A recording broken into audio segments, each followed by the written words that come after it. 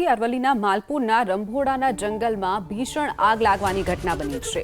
જંગલની વનરાજીમાં કોઈ કારણોસર લાગી ભીષણ આગમાં જંગલની આસપાસની વનરાજી બળીને ખાખ થઈ ગઈ છે। કયા કારણોસર આગ લાગી તે હજુ સુધી સ્પષ્ટ થયું નથી।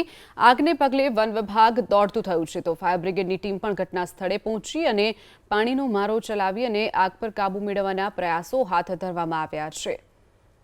તો વન વિભાગ હાલ દોડતું થયું છે। રંભોડાના આ જંગલો છે જ્યાં આગ લાગવાની ઘટના બની છે। કયા કારણોસર આગ લાગી તે હજુ સુધી જાણી શકાયું નથી।